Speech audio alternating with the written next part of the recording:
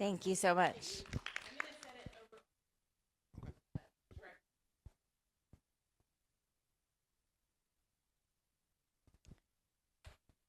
All right, everybody, welcome to our special board workshop on Wednesday, August 27th, 2025. It is 8:32, and we will call our meeting to order. We will establish quorum. We have Rich Senna, Courtney Daughter Bruce, Dr. Kristen Kraft, myself, Christy Schmidt, Dallas Pipes, Sarah Falkenberry, Carlin Fryer, and Garrett Wilson will be joining us here in a few minutes, but is not present at the moment. And it looks like for open session, we have visitor comments and testimonials, which we have no one signed up today. So at this time, we will convene in closed session at 8:30.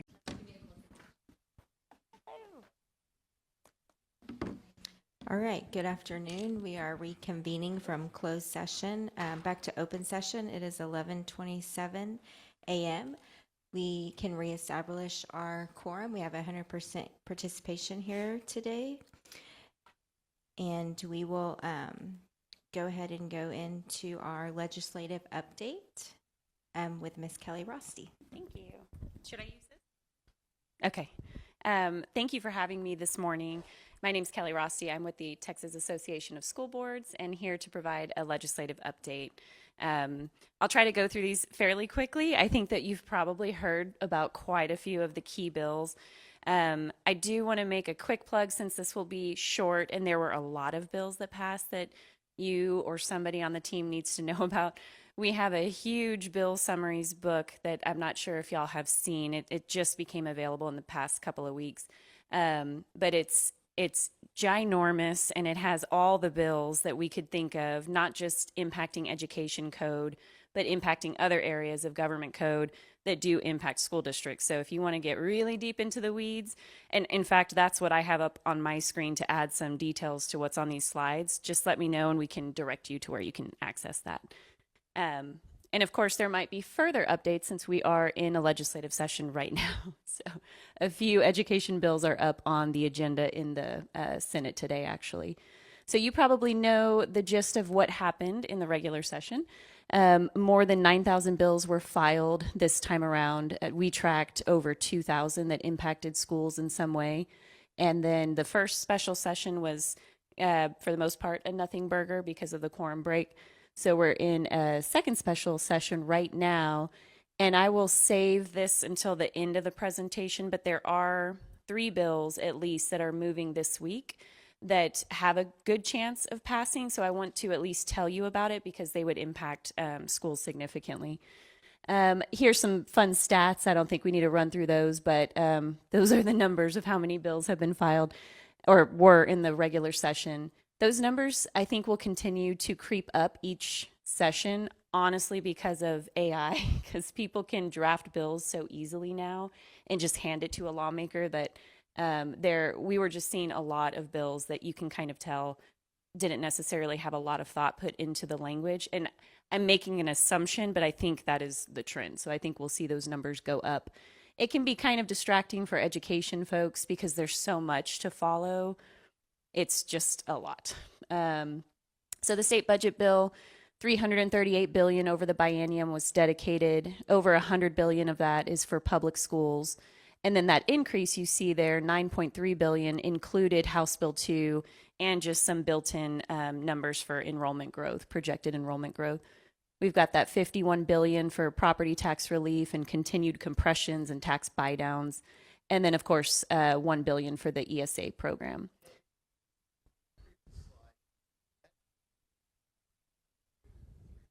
Yes. Mm-hmm. Let's see, House Bill 2, the school funding bill. I was trying to catch somebody from our legal team just a little while ago, but I couldn't catch her. There was an update last week, or there was a committee that met last week. I don't remember what the committee is exactly called, but it's the PEAMS committee that kind of decides on changes to the codes. And so we've been trying to watch that to see exactly what TEA is going to say for coding the teacher retention allotment. We think that they've given pretty good guidance, that TEA's alerted school districts to exactly who qualifies. but there's still some lingering questions. So districts already made their, budget decisions for the school year, assuming they had their accurate count of who qualifies for the teacher retention allotment. But until we see if they made some significant changes to PEIMS code, we're just keeping a really close eye on that. So I probably won't spend too much time. Did you have a No, question? that's fine. I was just going to share with our team that even as soon as yesterday, Jill Rhodes Pruin and her team were on Zooms with TASB and training for this very For that? thing. For Okay. coding. It's complicated when it's so quick over the summer. So many. We were just talking to lawmakers yesterday about that during the second special session, letting them know like this. It's a different conversation, but the STAR bills that are moving, somebody made the comment that, well, we're not hearing from districts, and we let them know, well, they're busy doing real district stuff right now. They're trying to implement all the bills that just passed and start a school year. So, yeah, there's a lot of folks that have outstanding questions about that, but those are the overall numbers of what came out of that big package.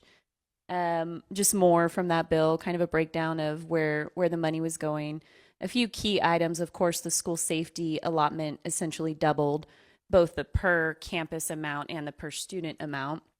I don't know that this is particularly relevant out in Bernie, but maybe in San Antonio, the charter school facilities amount effectively, I guess that tripled. It was capped previously at 60 million. So they have an increased amount that they can access for facilities. And we didn't see any changes in this bill about facilities funding for charter schools.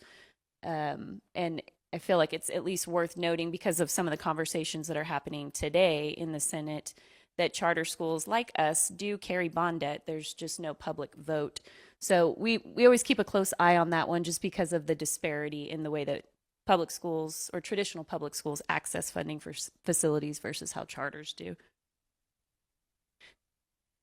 Oh, Bluebonnet, it is the new statewide that HQIM is high quality instructional materials. It's the statewide, yeah. Yes, yeah. So they added funding for schools to be able to. You have some of the Bluebonnet, yeah. And then, of course, the increase to the basic allotment, $55. I don't remember what Bernie has. Y'all have all of your golden pennies? And you have 3, okay. So the golden penny yield, and y'all are, I guess, not equalized. You have your own, you don't get the state equalization for golden pennies probably yet. Okay. Well, then this other part of that bill probably does not particularly impact y'all, so I'll skip for there. If you are there's a minimum yield for golden pennies. So if you're Edgewood ISD and you go out for your golden pennies, you can't really draw down that much just because of the property wealth or lack of property wealth there. So the state has a minimum that they will kind of top you off to make sure you get to that minimum. It used to be tied to Austin values, but they changed that in, I think, 2019. So there's a set amount. I can't remember. They bumped it up a little bit. I can't remember what the dollar amount is, but if you can't reach that on your own, then the state will backfill you to that amount. But they're playing with that in this bill a little bit to give us future increases to the basic allotment. It's so in the weeds, but what they're doing with this bill to somewhat give schools an inflationary adjustment to the basic allotment is they're going to take the amount that would be used to equalize school districts on the golden penny and put that towards an increase, future increases to the basic allotment. It's a whole nother thing. We should maybe follow up and talk about that in greater detail, but that could go for a long time if we talked about it. But I do think that y'all should know about it, especially if you're on the cusp of being equalized. I can get more into the weeds on that with y'all. I just think it would probably take at least 30 minutes on its own.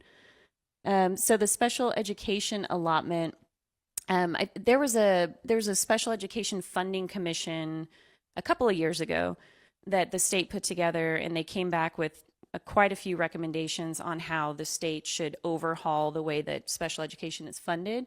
So what happened in this bill, and the same language is in House Bill 2, there's a bunch of bills that passed this session where there was a baby bill that had language, and then House Bill 2 also had the exact same language. And that happens for multiple reasons frequently. One is kind of like a backup in case the big one goes down, but there's something important that you want to survive. And then another one is because those bill authors want their name on the thing that they've been working really hard on. So they just filed both bills with the same language. So essentially, the state is pretty much responding to what that commission, which included educators, asked for with moving special education funding to an intensity of services model instead of a placement model. So now, I don't want this to sound like an opinion. It is from the commission's recommendation. It does appear, maybe this is an opinion, but it does appear that funding will be more appropriately delineated first. Once this is all rolled out, which is going to take a little while, it should be a closer match to what the students are actually receiving. And then school boards will have to hold an annual meeting on the status of special education in your district.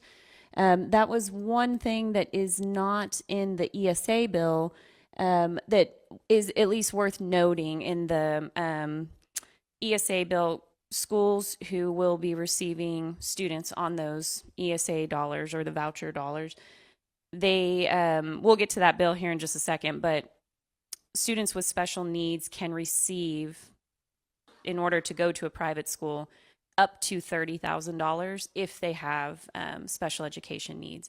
It depends on basically what the public school system says they need when they do an evaluation. So if y'all have a child in Bernie who is, maybe they're at Bernie ISD or maybe they're already at a private school and they're suspected of having special needs, then Bernie would be the one to provide the evaluation, which could cost you up to $5,000 in some cases.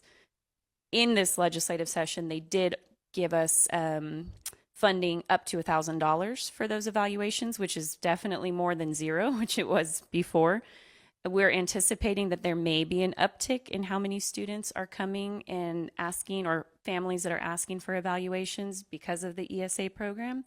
But that annual meeting, just worth noting that state funding will be flowing to private schools for the purposes of special education through that up to $30,000 amount, but they will not be holding annual meetings about the status of those students and how they're being served the way that you all will be.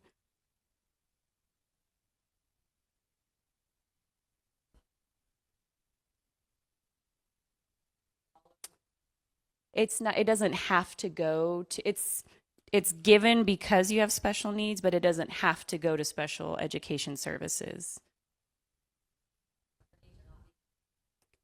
It could, yeah, we're wondering how that is going to look, what that's going to look like. Mm-hmm.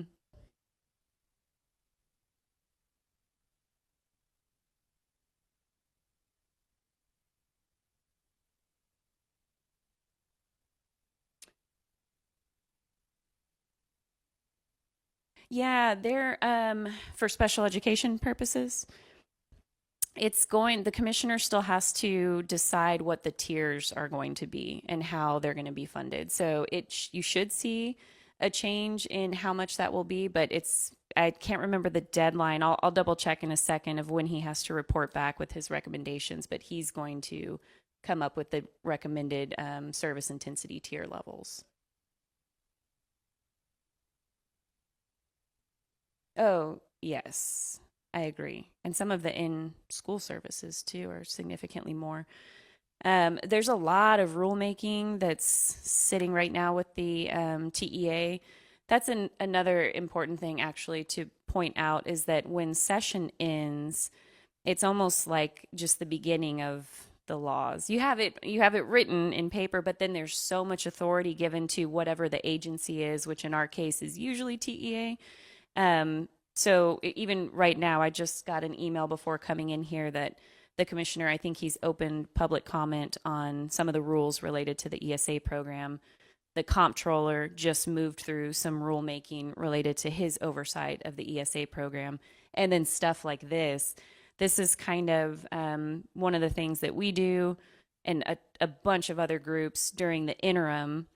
If we ever have an interim, we're not in the interim yet.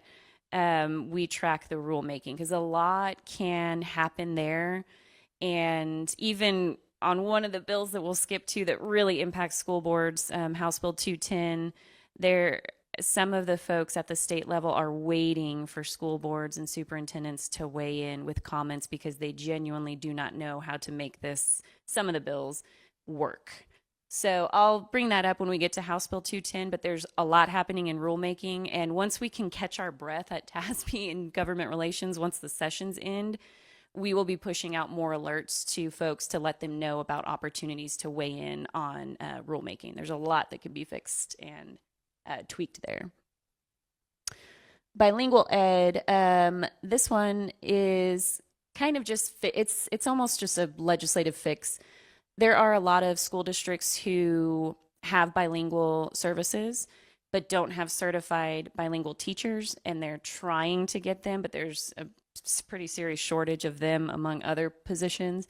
And so I think the commissioner was hearing that there are a lot of campuses that have really solid programs, but aren't able or weren't able to draw down the funding because technically in statute it said you had to have this, that, and the other. So this bill was meant to help so that districts who can't hire certified teachers for those roles but have a really good alternative program, if they show the commissioner that, like, hey, we can't meet the exact requirements, but we're close and we're doing a really good job, can you let us access these funds? That's essentially what this bill was for. But there is a cap of 10 million. So it expands access, but it's up to that cap. And then I'm sure you guys have seen these. I think Rich was up at the Capitol on some of these. So homestead exemptions raised again pretty significantly to 140K. And then we got those additional exemptions as well for over 60 and disabled. Some hold harmless provisions. I know that you and a couple other districts got slammed on some of the wonky parts of certain hold harmless provisions. So we could probably talk about that afterward too. I know there's some attempted fixes underway for districts like you all and Leander and others. Let's see, property tax exemptions for business personal property, significant jump up to 125,000. These, you guys are already aware of this is a tax increase language that's been required on school bond propositions, but now everybody's in the party. So other taxing entities are going to have this as well when they go out for a bond election. And the second bullet point there is almost straight from the bill's language. It I guess it reads fairly clearly, but then again, kind of seems like it could be subjective. But there is a new in-statute requirement that any of your propositions have to state the issue with such definiteness. Is that how you say that? Certainty and neutrality that it cannot be misleading. So we'll keep an eye on that one to see exactly. Let's see who's. Which, if it's put up at the top of the ballot, does it have to go underneath in any other area underneath other propositions? So it's calling them all out for that language. Oh, individually? Going to be. I think it's still. My understanding. I'll pull up our additional notes on this one, but my understanding is that it's really that part is really just expanding what we already have in place for cities and counties and other taxing entities. So I don't think it changes how many times or where you have to place it. So would maybe just at the top and then not under each. That's my understanding. Okay. I'll double check though. I like that better. Yeah. We're at the bottom.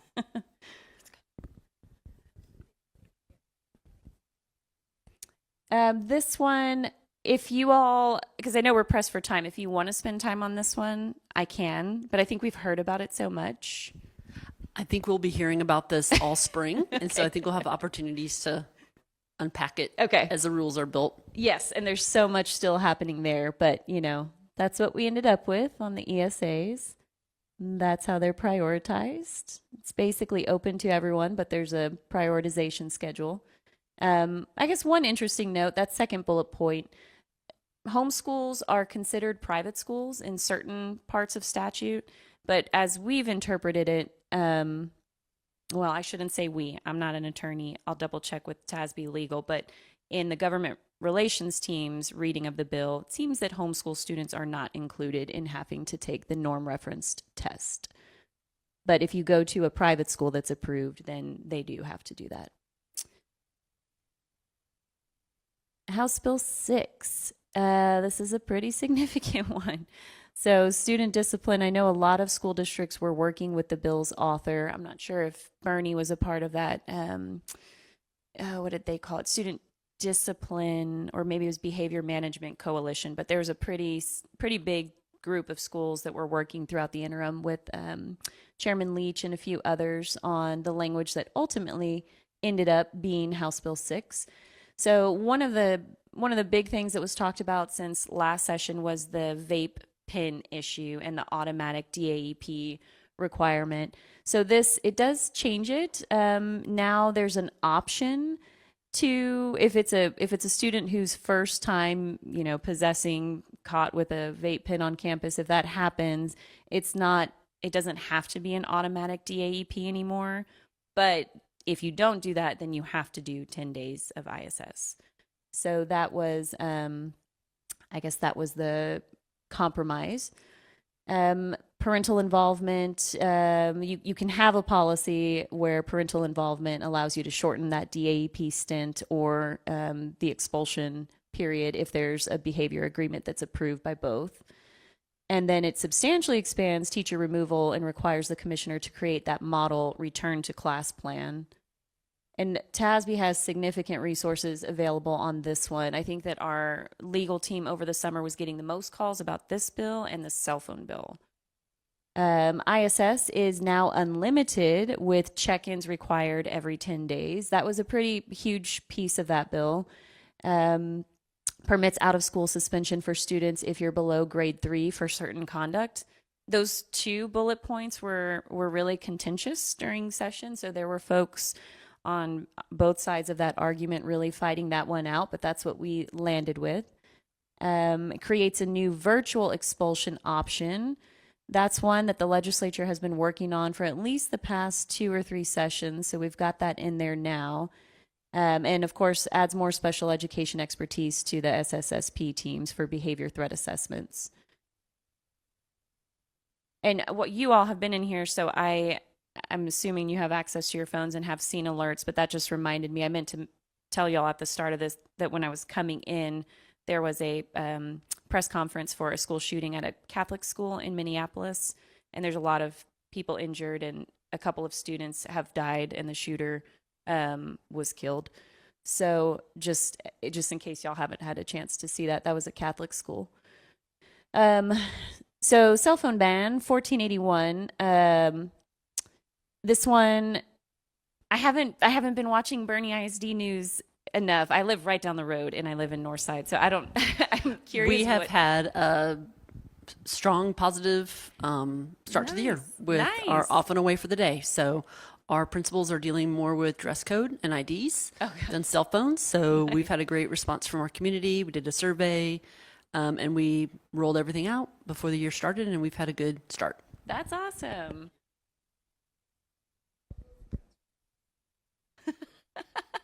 I'm looking for the affordable part of Bernie. I'm just kidding. Oh, nice. Okay.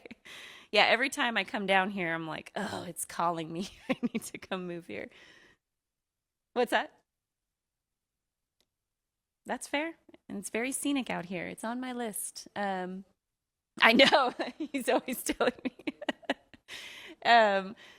This one, we worked really closely with the bill's author on this one early on. And I should also say, Oren might have told you all this, but there are new rules for these kinds of updates that are very strict, and I understand why, from the SBOE.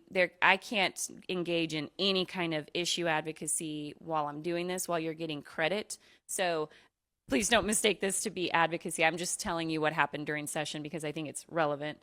When the bill was originally filed, or she might not have even actually filed the bill, I think she might have just shown us the draft language. It was difficult for schools. It would have required or prohibited a student from possessing a device on school grounds, which had raised a lot of concerns for us, not just on the local control front, but just logistically and for the parents. We were trying to make sure they were aware it might be a bridge too far for parents if there's not some sort of, especially in cases of emergencies like what we're seeing today. So the bill was significantly tweaked to allow for possession but not use. And then there was a lot of discussion about, okay, but use at all or just during instructional time.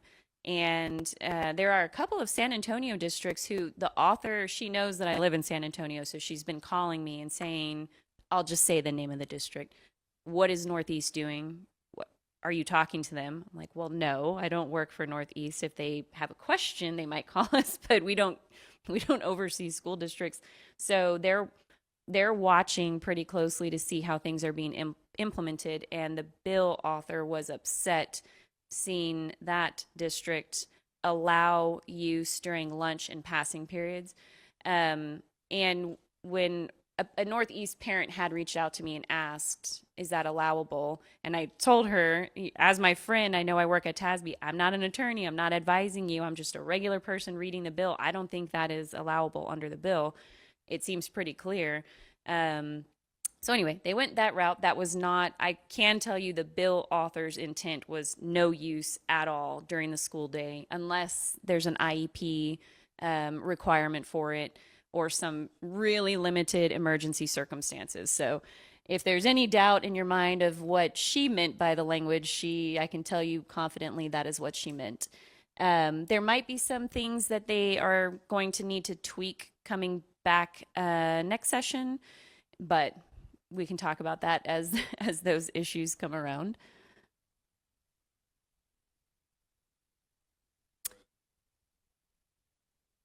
Yeah. The bill author's staffer actually asked me that. She was like, well, what do we do? I have Mike Morath calling. And I was like, well, I mean, he is the one that somebody in the district would probably have to file a grievance that gets up to the commissioner. There's bills that pass that say in law now that school boards have to follow their policies.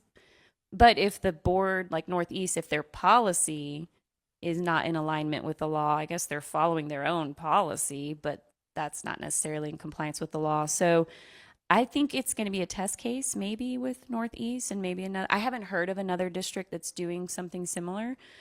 I don't know what their enforcement's going to be, but I assume it would run up through TEA enforcing it. Yes. And I heard on a TPPF podcast, the Texas Public Policy Foundation podcast the other day, a trustee from San Antonio ISD, which I forgot, I haven't reached out to him. It's been a busy week in Austin, but I heard him saying SAISD is a district of innovation, and so they're lucky they don't have to do this right away. I'm like, that's not accurate. And I phoned an attorney friend to make sure, and they said that's wildly inaccurate. You cannot DOI out of this one. So if that's helpful. Senate Bill 12, this is such a big one. There's tons of info on this in that bill book that I would recommend y'all at least have one copy of. This is that big parental rights bill. It makes sure, most of this is pretty straightforward. Make sure that parents have notice and consent about health screenings, treatments, records, all that good stuff. That's just codified. Requires this new parental engagement policy that makes sure they're aware of the online portal for where parents can submit comments. Requires prioritizing public comments at the beginning of board meetings. Requires board meetings to occur outside of typical work hours. That's another one that's going to be a test case, I think, because we have a few rural school districts, well, probably all school districts, but there's a few that I can name off the top of my head where the entire board has shift work jobs, and so typical for them is not 9 to 5, or some of the ranchers that are starting really early and in their day pretty early. I think that could end up being subjective. Is it typical for the board's work hours or the general community? So we're getting a lot of questions about that one as well. Has there been any discrepancies between board workshops and board meetings, regularly scheduled meetings? That one is a question that our legal team was getting, and I've heard them answer that question so many times that, not an attorney, but what they were saying is that they're interpreting it as all of it. Let's see, prohibits DEI in public schools, prohibits assisting with social transitioning of gender, codifies and substantially changes the local grievance procedures. I think that was another big one that we're getting a lot of questions about. In grievance, yeah, let me pull up my notes on that one. This is another big one too here that hopefully y'all have taken a look at.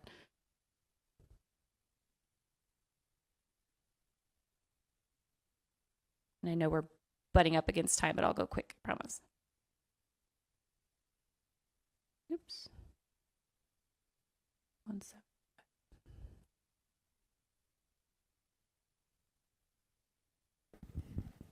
And as Ms. Frosty has mentioned, a lot of this is in rulemaking. So a lot of these things we're waiting on TEA for further guidance. So the whole virtual expulsion, I think there has to be rules set around that. And then Garrett, for this item up here on the screen, we reviewed this law with our administrators in July. And every principal received a letter from the commissioner, as did the superintendent, outlining everything. And one thing I noticed that I didn't have up on here is the facilities usage report, which is interesting as well. So we're going to be submitting quite a few bits of data to TEA, and I believe that's probably set up for wide open enrollment and transfer processes coming down the pike with the next legislative session. So we will keep an eye on that. Sorry, this is taking me so long, but Senate Bill 12 is huge, and I'm scrolling through 20 pages of our notes on this one. I think I might have just gotten to it, actually. Okay, so I'm just going to read straight from my notes because it's a lot. Board may delegate authority to hear and decide a grievance to a committee that's comprised only of board members, of which there must be at least 3 of you. The committee's decision for grievances must be considered, will be considered as the board's decision for purposes of any appeals to the commissioner, and your policy must do the following: prohibit retaliation against a student or a parent, require a person to recuse themselves if they are the subject of the grievance, provide for a higher level of review if the typical decision maker is the subject of the grievance, provide for creating and retaining a record, including documents that were submitted by the grievant or determined relevant by school district personnel, provide for a written decision with an explanation and indication of each document that supports the decision, allow the person who filed the grievance to supplement the record with their own additional documents, allow a board member to file a grievance but not vote on the matter, allow for a remand to a lower level of review to develop a record at any time, including when the grievance is going before the board, require a district to direct a grievance that is filed with the incorrect administrator to the appropriate administrator and consider that grievance filed on the date on which the grievance was first filed, require the district to issue a decision on the merits of the concern raised in the grievance, notwithstanding procedural errors on the type of relief that was requested. You have to allow for a hearing or a meeting at which the grievance will be discussed to be open or closed if that's the request of the person who filed it. You have to give at least 5 business days before a grievance is heard at the board meeting. And it has to be recorded by video, audio, or a court reporter transcript. You give 60 days to file a grievance from the date on which the parent knew or had reason to know the facts. And then if the parent engaged in informal attempts just at the campus level or wherever it originates, you have to give them 90 days from the date the parent knew, or 30 days from the date the district provided the parent information on how to file that grievance. And there's so much more. Sorry, that wasn't a high level. That was a lot of details, but there's a lot more in here. Yeah, it's very specific in here, and there's 2 more pages of it. There's quite a bit of detail. This one was really big. 4623. Oh, where to begin on that one? That one, this one basically pops sovereign immunity for school districts. So at first, this was a wide open bill and could have been a huge cost driver for school districts, both on the cost of your insurance and then on the potential payments. Um, so, and I hopefully this is not an opinion because I think everybody agrees that sexual misconduct by teachers is very bad. So I don't mean for this to be an opinion, but the intent behind it is obviously good. And there's a couple of other bills that deal with don't pass the trash. So not letting a teacher resign in lieu of being terminated and then they get picked up at another district. This was kind of along those same lines. It was in the same conversation. There was a lot of talk throughout session of all of these investigations going to TEA and just kind of like withering away and nothing really happening, or that person magically pops back up at some other district, but all the parents knew something was going on. It was kind of along those same lines. So we spoke with the author extensively about this one, and it got amended in a way that we, at least TASB, felt it was reasonable. At first, the payments were up to $500,000, but could be per incident. So, for example, if a thing was happening for 5 days and you found out on day 6, that could have been $500,000 each instance, which maybe is reasonable, but we just wanted to make sure that everybody in the legislature knew exactly what they were about to vote on. So this is what we landed at, and if you go back and look at how the bill was originally filed, I think for reasonability purposes, I think that this one landed somewhere much more reasonable. I don't know if y'all have talked about this one. This is a big one. The Speaker and the Lieutenant Governor and the Governor's office are aware that this bill probably should not have passed in the form that it did. They are aware it's gone beyond the intent of the bill author.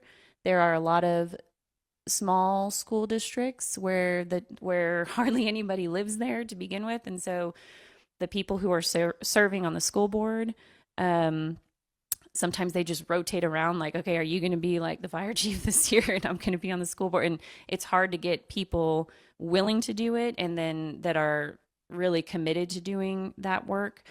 So this bill makes it a criminal offense for a vendor to bid on or receive a contract from a district if a trustee or their close relative has a substantial interest, or if the vendor has received or been promised a gift that's over $250. It's another one of those where it sounds really good, sounds common sense, like, yeah, you don't want conflicts of interest. But there's, like, we have one who has I think it's kind of like a hardware store, and the district basically buys like the weed eater string from them. And so he's like, so do I have to get off the board because we are the local business that the school district's trying to use, the local small business, and they're buying weed whacker string for. So this one, we were told by the Speaker's office that they were well aware and that there could be a fix in the special session, but it's not on the governor's call. So I don't feel like this one's going to be touched until maybe we come back next session. And in the meantime, there might be a lot of people resigning from their board seats because it's a criminal offense now. So that's definitely one that if you have any kind of connections with anything that the district is doing, which you probably already were well aware of where conflicts lie, just definitely take a look at that one. And I'm going to skip ahead a little bit. I do want to make a note on this one. This bill adds some required TEKS for nutrition. This was the Make Texas Healthy Again bill that matched kind of like the national level Make America Healthy. That's what it was dubbed. For a little while, this bill was going to require your middle schools to have 6 semesters of PE instead of 4, which would have been very disruptive to CTE courses and all kinds of other courses. But Chairman Buckley and Representative Ashby amended the bill in the fourth quarter to pull that piece out. So the majority of that bill doesn't actually impact schools. We just had that one piece. This one, maybe this is a loaded question, but are y'all moving forward with a SLAC or waiting to see if parents want to have the...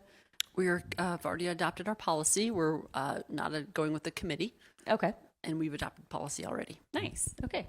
That one, I know for folks over the summer, this was another big one where it just all there's so much that required board policy action so quickly that it was a blur before September 1 effective dates come around. So that's one that we're getting a lot of calls about. Folks are asking for guidance on which way to go, and it's kind of like, it's up to you. You just, you might already have a really good policy in place and you just need to make a few tweaks. But now if parents want to have a school library advisory council, they can petition for that, and essentially if more than 50 of them ask for it, then the school district has to create that. So I know I can share this spreadsheet with y'all, but since we're in the second special, I just want to let y'all know the things that are coming up today. The STAR bill is on the Senate floor today, I believe. They might push it off. They've been pushing it off for 2 weeks, but that's one that you should probably keep an eye on. House Bill 8, and it's essentially identical bill is Senate Bill 9, but it does seem that it's going to be House Bill 8 that will move. It was amended yesterday on the floor to remove non-federally required STAR exams. I feel like that's not going to stay on. The Senate will probably not go for that. But if that stays on, that means you would no longer have to administer 8th grade social studies, U.S. history, EOC, and English 2 EOC. Those 3 tests Texas does, but the feds don't require.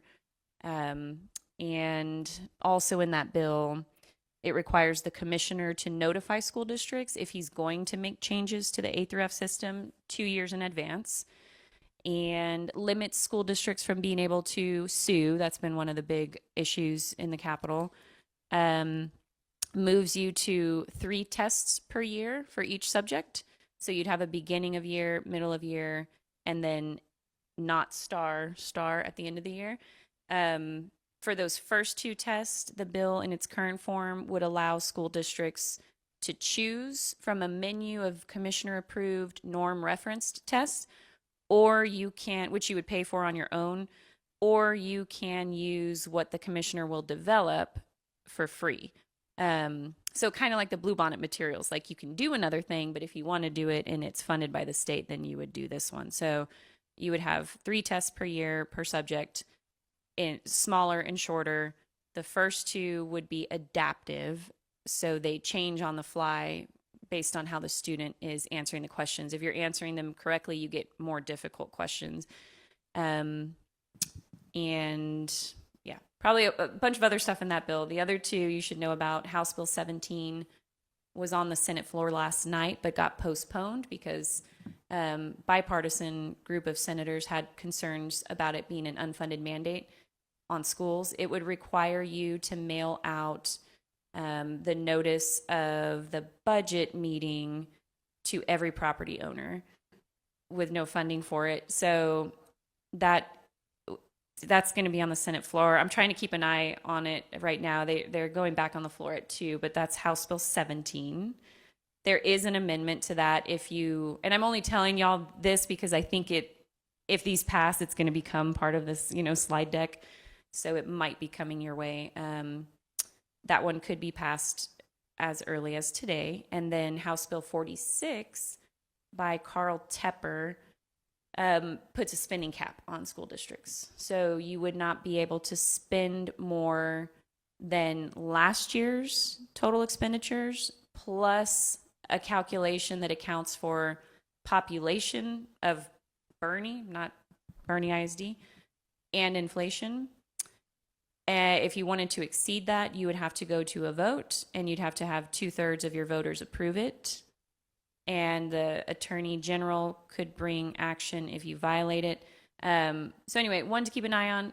We did testify on that bill because, like a House Bill 2, for example, if you're Bernie and last year you spent X amount of dollars on teacher pay, and then the legislature says, hey, we're giving you money, you have to spend this much more on teacher pay.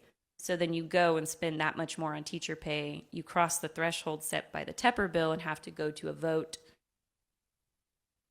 What if the legislature, I understand. Oh, let me put up that code.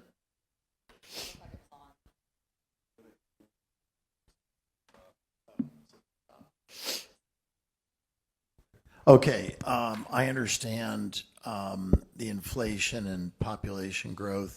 Of course, our district in the last 6 years is 10 million under that metric, so we would have been happy with that metric. But I'm just wondering, what if the legislature increases the funding formulas to the inflation, the new allotment to basic inflationary items, or they increase the basic allotment, or any of the weights that would then exceed that metric? How does that work then?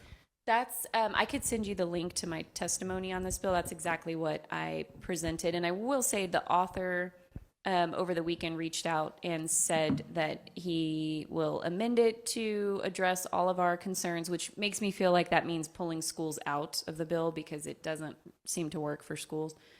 But I also think there's a big group of folks who think it's not a fully fleshed out idea yet, and so that they're trying to prevent it from passing in this special. I think it will come back though in the regular and be more thought out.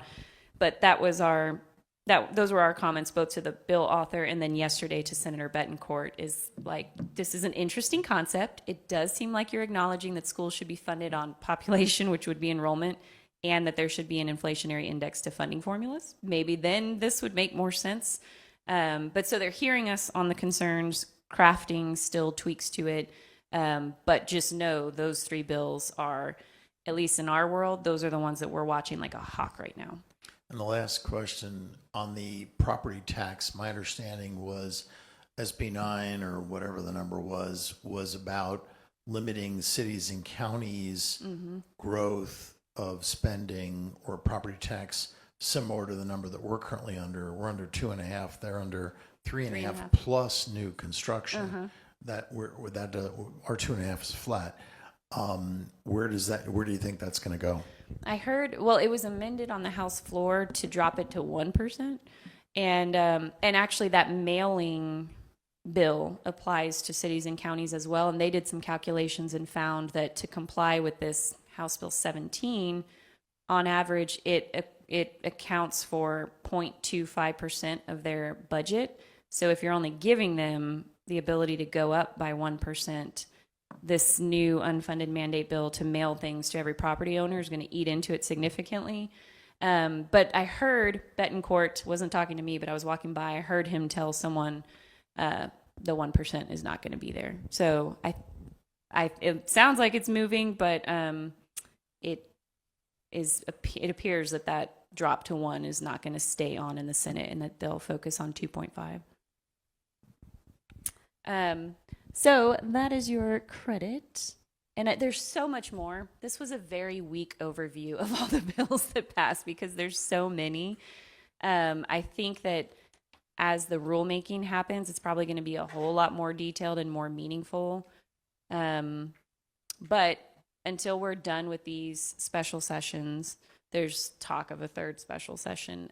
You still just need to be on alert for bills too. Rulemaking, super important for all the things that pass, but still keep an eye until we finally sine die on special sessions.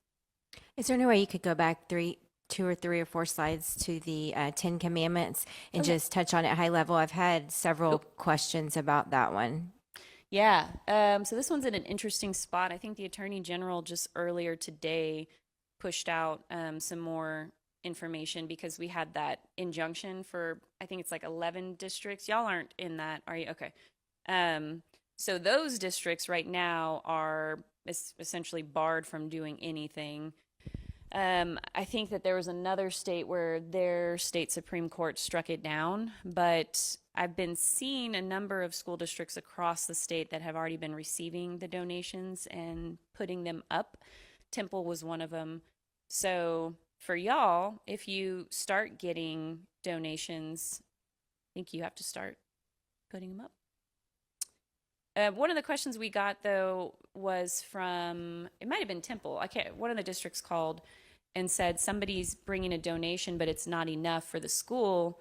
Do we just pick which classrooms? And so for now, until we know anything more, we said, unless they have a request and you want to honor specifically that donor's request of classrooms, maybe you just start at a certain grade level and work your way up. But We did, when that bill was moving, we asked, but they didn't oblige. We asked if the bill could direct donors to central office so that it's not so many potential strangers showing up to campuses. And we thought it might be confusing to front office staff because the national motto donations were confusing.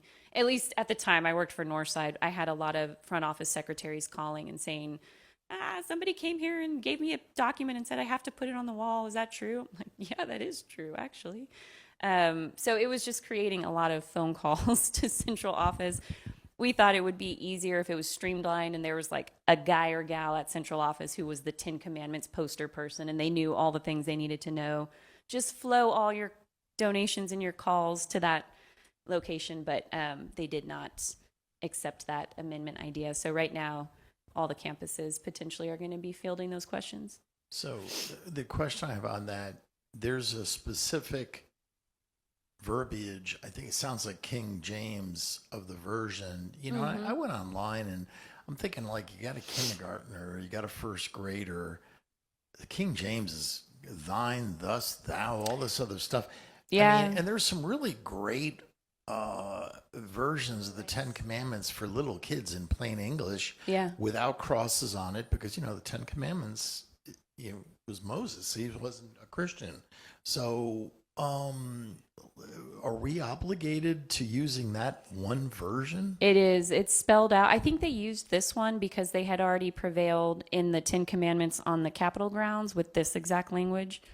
It's prescribed. It's the 10 Commandments. I am the Lord thy God. Thou shalt have no other gods before me. Thou shalt not make to thyself any graven images. Shalt not take the name of the Lord thy God in vain. Remember the Sabbath day to keep it holy. Honor thy father and thy mother, that thy days may be long upon the land which the Lord thy God giveth thee. Thou shalt not kill. Thou shalt not commit adultery. Thou shalt not steal. Thou shalt not bear false witness against thy neighbor. Shall not covet thy neighbor's wife, and shall not covet thy neighbor's wife, nor his manservant, nor his maidservant, nor his cattle, nor anything that is thy neighbor's. It has to be exactly that. So that's one of the reasons why we thought sending it to central office would be more helpful, because then it's just one more thing. Like, what if you're the front office person and you're trying really hard to comply, but you're doing a million other things, and somebody brings you a nice looking poster and it seems legit, but then some piece of it is off, some line is off, and then, I don't know, it just seemed like it'd be more streamlined, but we didn't get that. Thank you for that clarification. Sure. Does anybody else have any questions or comments? All right, thank you. Thank you for the code. Yes. Oh, sorry, I took it away. Did y'all already get okay. that? Okay. All right. Thank you. We'll get the board book for you. We've spent, I think, between the DR team and the legal team at TASB, probably conservatively maybe 40 hours in groups like this, going through. There's such little time for the legal team to digest all the stuff and then put it into recommended local policy and then anticipate questions. And then the bill authors are calling us like, did we do the bill correctly? This is what we wanted. No. That's not what you got. All right, so it is 12:19 p.m. and I would entertain a motion to adjourn.